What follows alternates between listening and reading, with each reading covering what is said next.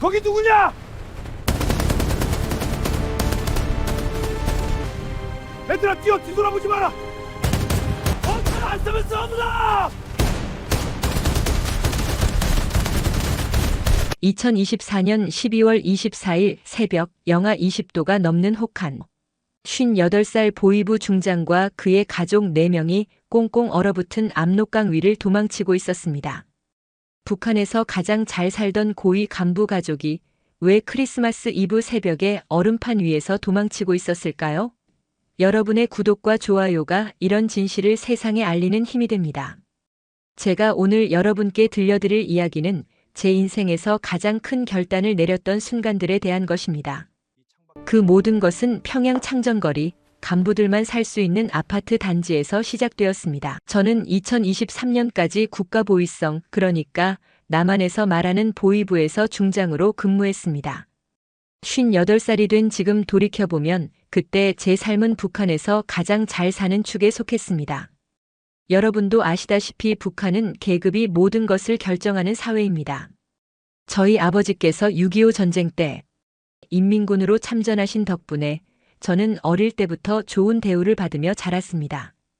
어머니는 함경도 농민 출신이셨습니다. 가난한 집안 딸이었지만 전쟁 영웅과 결혼하면서 평양으로 오셨죠. 어머니는 늘 말씀하셨습니다. 성혁아, 내 아버지 덕분에 우리가 이렇게 사는 거다. 당에 충성해야 한다. 그 말씀을 듣고 자란 저는 의심 없이 체제를 믿었습니다. 김일성 종합대학을 졸업하고 보위부에 들어간 것이 25살 때였습니다. 그때부터 30년간 저는 체제에 충실한 개가 되어 살았습니다. 중국과 러시아로 해외 출장도 다녀오고 간부들과 저녁 모임도 하고 그렇게 평양 엘리트의 삶을 살았습니다. 아내는 전직 교원이었습니다. 평양 사범대학을 나온 똑똑한 여자였죠. 우리 사이에는 아들 하나, 딸 하나가 있었습니다. 아들은 군 장교로 복무 중이었고 딸은 평양 의과대학에 다니고 있었습니다. 겉으로 보기엔 완벽한 가정이었습니다. 우리 집 냉장고에는 늘 고기가 있기. 일반 주민들은 명절에나 먹는 돼지고기를 저희는 일주일에 2~3번 먹었습니다. 특별 배급소라고 간부들만 이용할 수 있는 상점에서 남한 물건도 살 수 있었죠. 커피, 초콜릿, 통조림. 일반 주민들은 구경도 못하는 것들이었습니다. 그때 저는 이렇게 생각했습니다. 우리 공화국이 비록 어렵지만 충성하는 사람들은 이렇게 잘 살 수 있구나. 장마당에서 쌀 한 대 구하려고 애쓰는 일반 주민들을 보면서도 그게 당연하다고 여겼습니다. 제가 특별히 일을 잘해서 아버지가 전쟁 영웅이셔서 이런 대우를 받는 거라고 믿었죠. 하지만 마음 한구석엔 늘 작은 의문이 있었습니다. 왜 같은 인민인데 이렇게 차이가 클까? 왜 제 아버지 세대가 피 흘려 지킨 나라가 이 모양일까? 그런 생각이 들 때마다 저는 고개를 저었습니다. 내가 반동적인 생각을 하고 있구나. 스스로를 검열했습니다. 보위부 간부로서 당연한 일이었죠. 2023년 어느 가을날이었습니다. 대동강변을 걸으며 단풍을 보는데 문득 어릴 적 어머니 손잡고 함경도 고향 산천을 거닐던 기억이 떠올랐습니다. 그 시절엔 가난했지만 행복했습니다. 지금은 잘 살지만 진짜 행복한가? 그런 생각이 스쳐 지나갔습니다. 그때는 몰랐습니다. 그 작은 의문이 제 인생 전체를 바꿀 거라는 것을, 그리고 머지않아 저와 제 가족 모두의 목숨이 위태로워질 거라는 것을 말입니다. 제 인생의 전환점은 2023년 10월 중국 베이징으로 출장을 갔을 때 찾아왔습니다. 보위부 고위 간부로서 저는 해외 출장을 자주 다녔습니다. 주로 중국이나 러시아였죠. 하지만 그때까지 저는 철저히 당의 지시대로만 움직였습니다. 호텔과 회의장만 오가고 정해진 사람들만 만나고 그렇게 돌아오는 게 전부였습니다. 그런데 그날은 달랐습니다. 회의가 예정보다 일찍 끝났고 저는 혼자 호텔방에 있게 되었습니다. 텔레비전을 켰습니다. 뭘 보려고 켠 것도 아니었습니다. 그냥 심심해서였죠. 채널을 돌리다가 한국 드라마가 나왔습니다. 처음엔 끄려고 했습니다. 남조선 것을 보다니. 하지만 손이 멈췄습니다. 화면 속 서울 거리가 너무 밝았습니다. 밤 11시인데도 불빛이 환했습니다. 사람들은 자유롭게 웃으며 걷고 있었고 거리 곳곳에 음식점과 상점들이 넘쳐났습니다. 저는 그 자리에 얼어붙었습니다. 우리가 배운 것과 너무 달랐기 때문입니다. 남조선 인민들은 미제의 압제 아래 굶주리고 있다고 배웠습니다. 거리마다 굶어 죽은 시체가 널렸다고 들었습니다. 하지만 화면 속 사람들은 행복해 보였습니다. 2시간 동안 저는 그 드라마를 봤습니다. 가슴이 두근거렸습니다. 이런 걸 보는 것만으로도 정치범 수용소에 갈 수 있다는 걸 알았습니다. 하지만 멈출 수가 없었습니다. 다음 날 접선할 중국 사업가를 만났습니다. 그는 조선족이었는데 알고 보니 탈북자 출신이었습니다. 저는 조심스럽게 물었습니다. 남조선이 정말 저렇습니까? 그는 쓸쓸하게 웃었습니다. 중장 동무, 우리가 배운 게 다 거짓입니다. 남한은 우리보다 몇십 년은 앞서 있습니다. 그의 말이 이어졌습니다. 제 조카가 서울에 삽니다.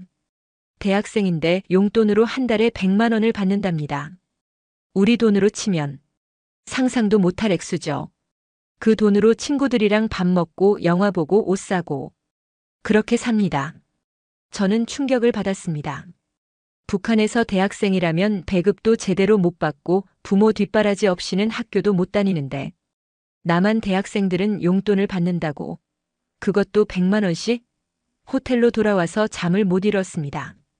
6.25 이후 우리가 믿어왔던 것들이, 70년 넘게 배워왔던 것들이 모두 거짓이었단 말인가? 제 아버지는 뭘 위해 전쟁터에서 싸우셨단 말입니까? 저는 지난 30년간 뭘 한 겁니까? 평양으로 돌아오는 비행기 안에서 저는 창밖을 바라봤습니다. 압록강 너머 중국 땅은 불빛으로 환했습니다. 하지만 북한 쪽은 캄캄했습니다. 마치 우리 인생처럼요. 그때부터였습니다.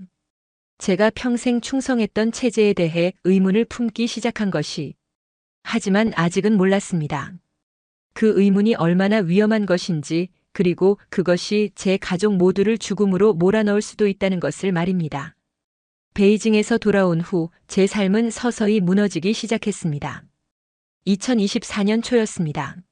어느 날 보위부 회의에 참석했는데 제 바로 옆자리에 앉던 동료가 보이지 않았습니다. 부국장이었던 리명철 동무였습니다. 저와는 20년지기 동료였죠. 저는 옆 사람에게 조용히 물었습니다. 리 동무는 어디 갔소?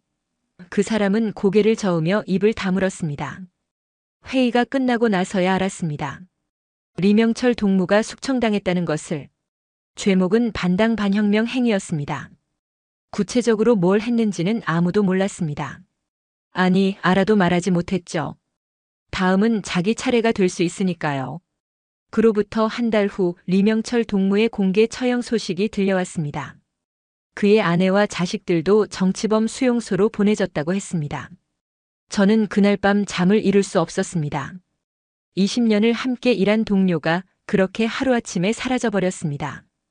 여러분도 아시다시피 김정은 정권이 들어선 후 숙청이 더 잦아졌습니다. 아버지 김정일 때보다 훨씬 더 변덕스럽고 잔인했습니다. 고위 간부라고 해서 안전하지 않았습니다. 오히려 더 위험했죠. 권력을 가진 사람일수록 경계 대상이었으니까요. 그 무렵 제 아들에게도 문제가 생겼습니다. 군대에서 복무 중이던 아들이 반동적 발언을 했다는 의심을 받았습니다. 무슨 말을 했는지는 정확히 알 수 없었습니다. 군대 내 밀고가 일상이 된 시대였으니까요. 친한 전우끼리 한 말도 보고당하는 세상이었습니다. 저는 제 지위를 이용해 아들을 보호하려 했습니다. 관련 부서에 연락도 하고 뒷돈도 썼습니다. 겉으로는 일단 무마가 되었습니다. 하지만 기록은 남았습니다. 언제든 문제 삼을 수 있는 기록이요. 딸에게도 위기가 찾아왔습니다. 의과대학 기숙사에서 친구들과 남한 영화를 봤다는 의심을 받았습니다. 누군가 밀고 한 것이었습니다. 딸은 억울하다고 울었습니다. 아버지, 저는 안 봤어요. 친구들이 보는 걸 그냥 지나가다 봤을 뿐이에요. 하지만 그게 중요하지 않았습니다. 본 것도 죄, 안 말린 것도 죄였으니까요. 저는 온 힘을 다해 딸을 지켰습니다. 제가 보위부 중장이라는 지위를 이용했습니다. 담당자들을 만나 사정했고 뇌물도 주었습니다. 다행히 이번에도 넘어갔습니다. 하지만 대가가 있었습니다. 제 충성심도 의심받기 시작한 것입니다. 어느 날 상급기관에서 연락이 왔습니다. 제가 2023년 베이징 출장에서 무얼 했는지 조사하겠다는 것이었습니다. 누구를 만났는지, 어디를 갔는지, 무슨 말을 했는지 하나하나 다 조사하겠답니다. 저는 그때 깨달았습니다.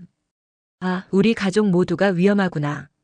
아버지가 6.25에서 목숨 걸고 싸워서 지킨 나라가, 제가 30년간 충성한 나라가 이제 우리를 죽이려 한다는 것을 말입니다. 그날 밤 저는 천장을 바라보며 생각했습니다.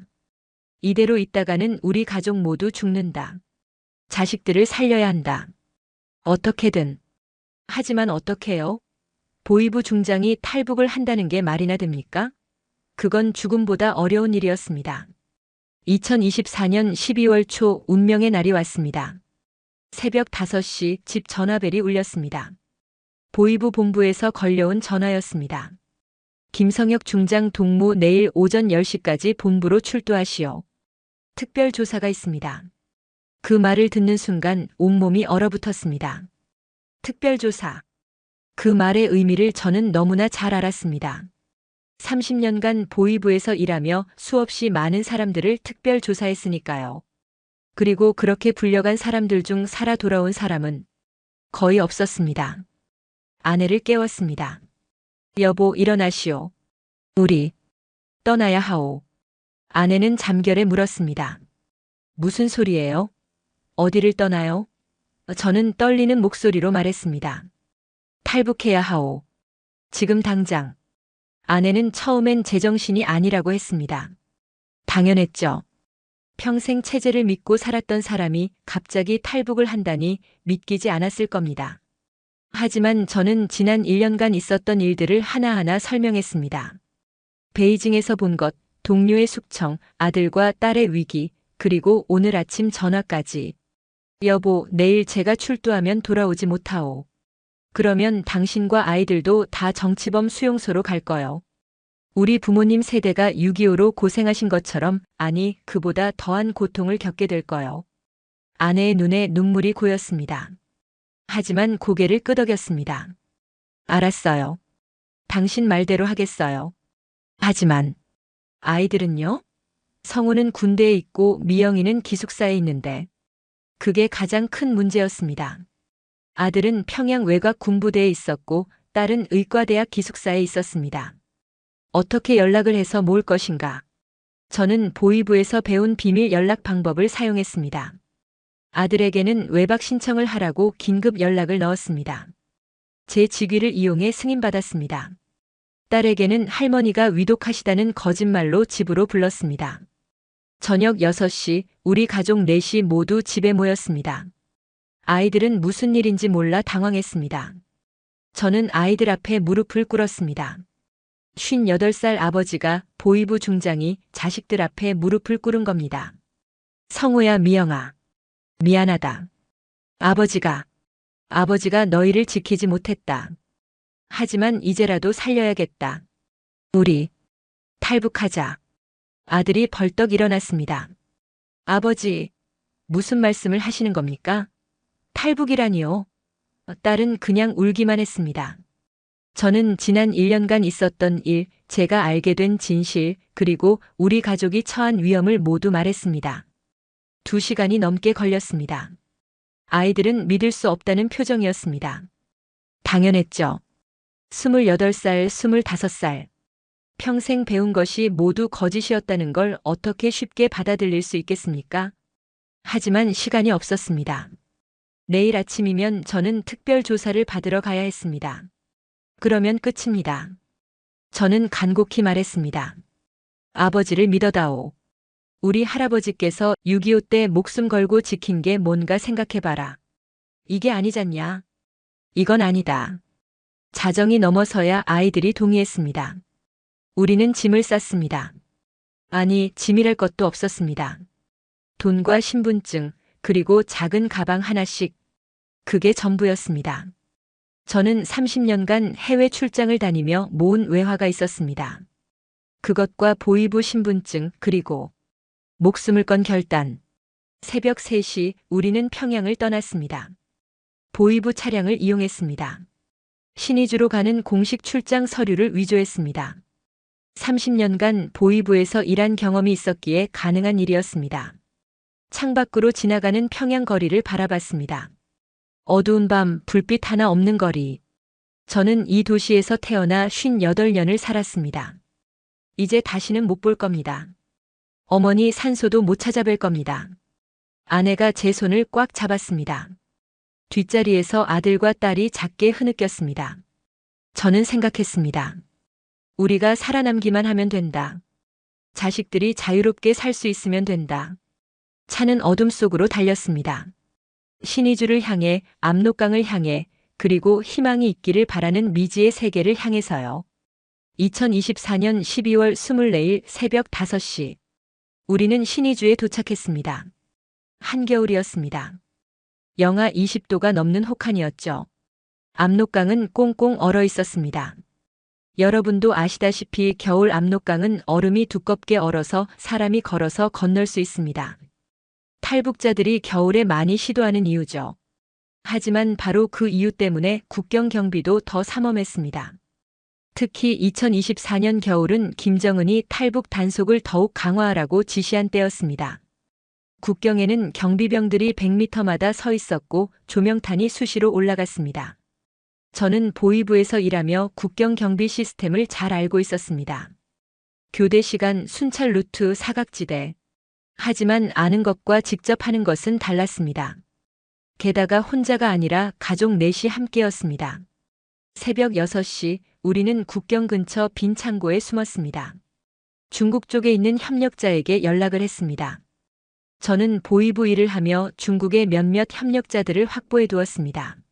물론 그들은 제가 탈북할 줄은 몰랐죠. 하지만 돈을 주면 움직이는 사람들이었습니다. 오늘 밤 11시 단동 쪽 지점에서 기다리겠습니다. 짧은 암호 문자를 받았습니다. 이제 우리는 11시까지 기다려야 했습니다.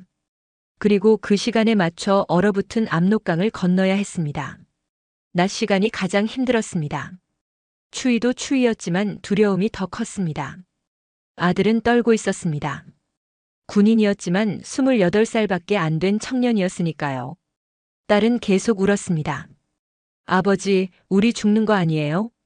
아내가 딸을 안아주며 말했습니다. 괜찮아, 미영아.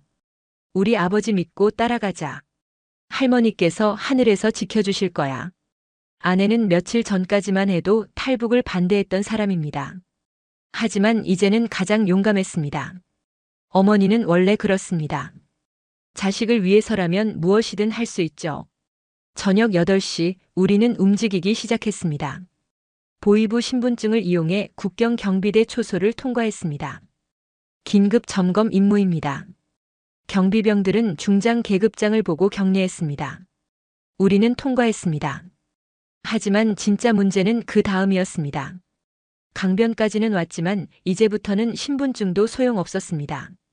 얼어붙은 강을 건너는 순간 우리는 탈북자가 되는 겁니다. 밤 10시 반. 주변을 살폈습니다. 순찰병이 지나간 직후였습니다. 다음 순찰까지는 약 15분. 우리에게 주어진 시간이었습니다. 자, 간다. 뛰지 마라. 천천히 하지만 멈추지 말고 걸어라. 저는 아이들 손을 잡았습니다. 오른손엔 아들, 왼손엔 딸. 아내는 제 뒤를 따랐습니다. 얼음 위를 걷기 시작했습니다. 미끄러웠습니다. 딸이 넘어질 뻔했지만 아들이 붙잡았습니다. 58살, 50살 넘은 부부가 그리고 젊은 자식 둘이 그렇게 압록강 얼음 위를 걸었습니다. 70m쯤 왔을 때였습니다. 뒤에서 소리가 들렸습니다. 저기, 누구냐? 순찰병이 우리를 발견한 겁니다. 조명탄이 하늘로 올라갔습니다. 밤하늘이 대낮처럼 밝아졌습니다. 뛰어! 저는 소리쳤습니다. 우리는 뛰기 시작했습니다. 얼음 위에서 미끄러지고 넘어지고 뒤에서 총소리가 들렸습니다. 하늘에 쏘는 경고 사격이었지만 다음은 우리를 향할 겁니다. 100m, 150m. 중국 쪽이 가까워졌습니다. 조금만 더. 제 다리는 58살 노인의 다리였습니다. 젊었을 때처럼 달릴 수 없었습니다. 숨이 턱까지 찼습니다. 하지만 멈출 수 없었습니다. 하늘에 계신 어머니께 기도했습니다. 어머니, 손자, 손녀들만이라도 살려주십시오. 200m. 중국 땅이 눈앞이었습니다. 중국 쪽에서 손전등 불빛이 보였습니다. 협력자들이었습니다. 빨리, 이쪽으로. 중국말로 외치는 소리가 들렸습니다. 마침내 우리는 중국 땅을 밟았습니다. 뒤에서 북한 경비병들이 소리쳤습니다. 서라. 쏜다. 하지만 중국 땅에는 총을 쏠 수 없었습니다. 국제 문제가 되니까요. 우리는 대기하고 있던 차에 올라탔습니다. 차는 빠르게 출발했습니다. 뒷창으로 압록강이 멀어졌습니다. 저쪽은 북한이었습니다. 이쪽은 자유를 향한 첫걸음이었습니다. 딸이 제 품에 안겨 울었습니다. 아들은 창밖을 멍하니 바라봤습니다. 아내는 제 손을 꽉 잡고 떨었습니다. 저는 그저 숨을 쉬었습니다. 살았다는 것, 가족이 모두 무사하다는 것, 그것만으로도 감사했습니다. 중국에 도착했지만 자유를 얻은 건 아니었습니다. 오히려 새로운 지옥이 시작되었죠. 우리를 태운 차는 밤새 달렸습니다. 단동을 지나 선양 쪽으로 향했습니다. 새벽 4시쯤 어느 농촌 마을의 낡은 집에 도착했습니다. 여기서 당분간 숨어 계십시오. 밖에 절대 나가지 마시고요. 조선족 협력자가 말했습니다. 그 집은 외양간을 개조한 곳이었습니다. 난방도 제대로 안 되고 화장실도 밖에 있었습니다. 평양에서 간부 아파트에 살던 우리로서는 상상도 못한 환경이었죠. 하지만 불평할 처지가 아니었습니다. 살아있다는 것만으로도 감사했습니다. 문제는 북한의 추적이었습니다. 보위부 중장이 일가족과 함께 탈북했다는 소식은 곧바로 평양에 보고되었을 겁니다. 김정은이 직접 지시를 내렸을 겁니다. 무슨 수를 써서라도 찾아내라. 죽이든 데려오든. 협력자가 걱정스러운 얼굴로 말했습니다. 중장님, 북에서 요원들을 보냈답니다. 중국 전역을 뒤지고 있다고 합니다. 보위부 출신이 탈북하면 어떻게 찾는지 중장님이 더 잘 아시지 않습니까? 맞는 말이었습니다. 저 자신이 그런 일을 해왔으니까요. 우리는 그 집에서 한 달을 숨어 지냈습니다. 2025년 1월이었습니다. 중국도 추웠습니다. 하지만 북한에서 압록강을 건넜던 그날 밤보다는 따뜻했죠.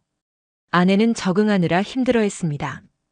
평생 평양에서만 살았던 사람이 중국 농촌의 외양간에 숨어 지내는 겁니다. 손이 트고 얼굴에 동상이 생겼습니다. 하지만 한 번도 불평하지 않았습니다. 당신 덕분에 살았어요. 이 정도는 괜찮아요. 아들은 달라졌습니다. 북한에서는 늘 당당하던 군장교였는데 이제는 위축되어 있었습니다. 중국말도 못하고 신분도 없고 28살 청년에게는 견디기 힘든 상황이었을 겁니다. 하지만 참았습니다. 가장의 아들로서 동생을 지켜야 하는 오빠로서요. 딸은 가장 힘들어했습니다. 25살 평양 의대생이었던 아이가 이제는 아무것도 아니었습니다. 밤마다 악몽을 꿨습니다. 아버지, 우리 다시 잡혀가는 꿈을 꿨어요. 저는 딸을 안아주며 말했습니다. 괜찮다. 아버지가 지킨다. 2월 초 위기가 찾아왔습니다. 중국 공안이 탈북자 단속을 시작한 겁니다. 우리가 숨은 마을까지 수색이 들어왔습니다. 협력자가 급히 우리를 다른 곳으로 옮겼습니다. 트럭 짐칸에 숨어서요. 짐칸은 어둡고 좁았습니다. 네 식구가 웅크리고 앉아 숨도 제대로 못 쉬며 몇 시간을 그렇게 갔습니다. 도중에 검문이 있었습니다. 공안이 트럭을 세우고 검사했습니다. 딸이 제 손을 꽉 잡았습니다. 아들은 숨소리까지 죽였습니다. 다행히 넘어갔습니다. 협력자가 돈을 주고 통과시킨 겁니다. 우리는 다시 움직였습니다. 이번에는 더 먼 곳으로 베이징 근처로 갔습니다. 베이징 외곽의 한 지하실에 도착했습니다. 그곳에는 우리 같은 탈북자들이 여러 숨어 있었습니다.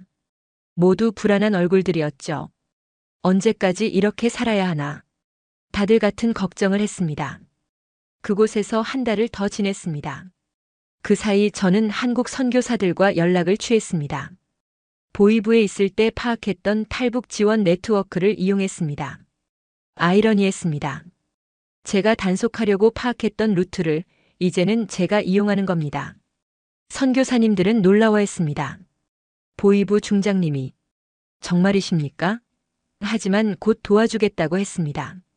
같은 민족이고 같은 핏줄 아닙니까? 도와드리겠습니다. 그분들의 도움으로 우리는 한국행을 준비할 수 있었습니다. 하지만 중국을 빠져나가는 것도 쉽지 않았습니다. 북한 요원들이 여전히 찾고 있었고 중국 공안도 단속 중이었으니까요. 3월 어느 날 밤 협력자가 급히 왔습니다. 중장님, 큰일 났습니다. 북에서 온 요원들이 이 근처까지 왔답니다. 당장 떠나셔야 합니다. 우리는 또다시 짐을 쌌습니다. 아니, 짐도 없었습니다. 몸뚱이 하나씩만 챙겨서 도망쳤습니다. 그날 밤 베이징 거리를 지나며 생각했습니다. 우리가 언제까지 이렇게 쫓기며 살아야 하나? 자유를 찾아왔는데 이게 자유인가? 하지만 포기할 수 없었습니다. 한국까지 가야 했습니다. 진짜 자유가 있는 곳까지요. 2025년 3월 말 드디어 한국행 기회가 왔습니다. 선교사님들이 특별한 루트를 마련해 주셨습니다. 보통 탈북자들은 동남아시아를 거쳐 한국으로 가지만 저희는 달랐습니다. 보이부 중장 출신이라는 점 때문에 국정원이 직접 나섰던 겁니다. 김성혁 중장님, 한국 정부에서 특별 보호를 약속했습니다. 베이징 한국 대사관으로 가시면 됩니다. 선교사님의 말에 저는 안도의 한숨을 쉬었습니다. 하지만 동시에 긴장했습니다. 대사관까지 가는 것도 쉽지 않았으니까요.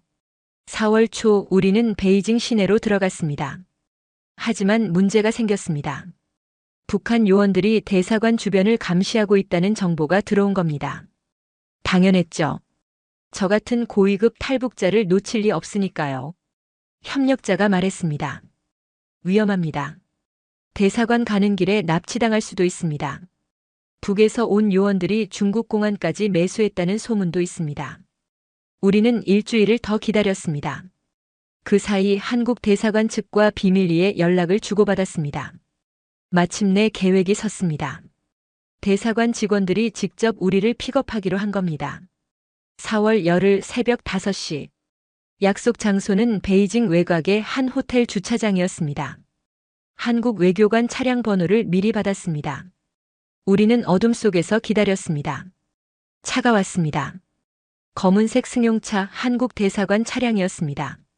차에서 한국 사람이 내렸습니다. 김성혁 중장님이십니까? 한국말이었습니다. 나만 사투리. 그 말을 듣는 순간 눈물이 났습니다. 네. 네, 맞습니다. 제 목소리가 떨렸습니다. 어서 타십시오. 빨리요. 우리 네 식구는 차에 올라탔습니다. 차는 빠르게 움직였습니다. 하지만 가는 도중 뒤에서 다른 차가 따라왔습니다. 뒤에서 추격해옵니다. 운전하던 외교관이 긴장했습니다. 차는 속도를 높였습니다. 베이징 새벽 거리를 질주했습니다. 교차로에서 신호가 바뀌었습니다. 우리 차는 겨우 통과했고 뒤따르던 차는 신호에 걸렸습니다. 성공입니다. 외교관이 안도했습니다. 20분 후 우리는 한국 대사관에 도착했습니다. 대문이 열리고 우리 차가 들어갔습니다. 대문이 닫혔습니다. 그 순간 저는 알았습니다. 이제 안전하다는 것을. 대사관 직원들이 우리를 맞았습니다. 어서 오십시오. 고생 많으셨습니다. 한국말, 우리말이었습니다. 같은 말을 쓰는 사람들, 같은 민족이었습니다. 우리는 대사관에서 일주일을 보냈습니다. 그 사이 신원 확인과 서류 작업이 진행되었습니다. 국정원에서 직접 담당자가 왔습니다. 중장님, 한국 정부가 보호하겠습니다. 안심하십시오. 딸이 처음으로 웃었습니다. 탈북한 이후 석 달 만에 처음 보는 웃음이었습니다. 아들도 긴장이 풀렸는지 깊은 잠에 빠졌습니다. 아내는 제 손을 잡고 울었습니다. 여보, 우리 살았어요. 정말 살았어요. 4월 보름날 우리는 대한민국 여권을 받았습니다. 제 손에 들린 대한민국 여권. 58해 만에 처음 갖는 자유의 증표였습니다. 여권을 보며 생각했습니다. 6.25 이후 70년. 우리 민족은 왜 이렇게 갈라져 살아야 했을까? 4월 20일 우리는 인천행 비행기를 탔습니다. 중국 국제공항을 이륙하는 비행기. 창밖으로 베이징이 멀어졌습니다. 그리고 그 너머 북한이 있었습니다. 어머니가 묻혀 계신 곳. 제가 58년을 살았던 곳. 아내가 말했습니다. 언젠가 다시 갈 수 있을까요? 어머님 산소에. 저는 대답했습니다. 통일이 되면, 우리 세대의 통일을 볼 수 있다면. 3시간 후 비행기는 인천국제공항에 착륙했습니다. 대한민국, 자유의 땅. 우리가 그토록 바랐던 곳이었습니다. 2025년 4월 20일 오후 3시 인천국제공항에 도착했습니다. 비행기에서 내려 첫 발을 딛는 순간 저는 멈춰 섰습니다. 이곳이 대한민국이구나. 같은 하늘 아래 같은 민족이 사는 땅. 하지만 북한과는 완전히 다른 세상이었습니다. 공항이 밝았습니다.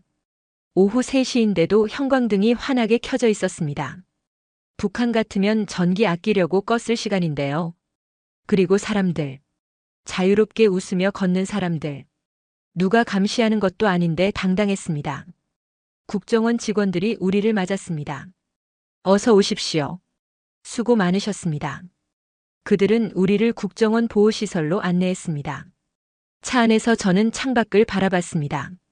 인천에서 서울로 가는 고속도로. 차들이 질서정연하게 달렸습니다.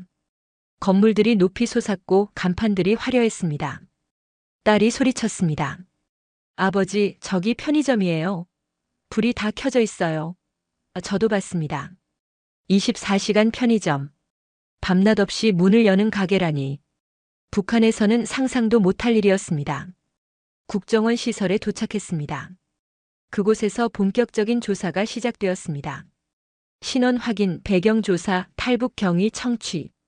저는 보위부에서 일했으니 이런 절차를 잘 알았습니다. 하지만 북한과는 달랐습니다. 신문이 아니라 대화였습니다. 협박이 아니라 보호였습니다. 그리고 충격적인 순간이 찾아왔습니다. 담당관이 서류를 꺼내 보여줬습니다. 김성혁 중장님, 1966년 함경도 출생, 1990년 김일성 종합대학 졸업, 1991년 보위부 입사. 제 이력이 날짜별로 정리되어 있었습니다. 30년 경력이 한치의 오차도 없이 기록되어 있었습니다. 저는 깜짝 놀랐습니다. 이걸 어떻게? 담당관이 웃으며 말했습니다. 중장님께서 생각하시는 것보다 저희는 북한 내부를 잘 알고 있습니다. 다음 페이지를 넘겼습니다. 제가 2023년 베이징 출장에서 만났던 탈북자의 이름이 있었습니다. 박철수. 중장님이 그를 만나고 변화하셨죠? 저는 할 말을 잃었습니다. 그걸 어떻게 알지? 더 놀라운 건 그 다음이었습니다. 제가 북한에서 저지른 비리까지 파악하고 있었습니다. 뇌물 받은 금액, 외화 빼돌린 내역. 제가 은폐했던 것들까지 다 알고 있었습니다. 중장님, 솔직히 말씀하십시오. 저희는 이미 다 알고 있습니다. 저는 모든 것을 고백했습니다. 숨길 필요가 없었습니다. 이미 다 알고 있었으니까요. 담당관이 말했습니다. 괜찮습니다. 그런 환경에서 살아남으려면 어쩔 수 없었죠. 중요한 건 중장님이 양심을 저버리지 않고 가족을 지켰다는 겁니다. 그리고 더 놀라운 이야기를 들었습니다. 국정원이 북한 보위부 내부 권력 구도를 상세히 파악하고 있었습니다. 제가 몰랐던 것까지. 누가 누구와 라이벌이고 누가 다음 숙청 대상인지. 심지어 김정은의 최근 건강 상태까지 알고 있었습니다.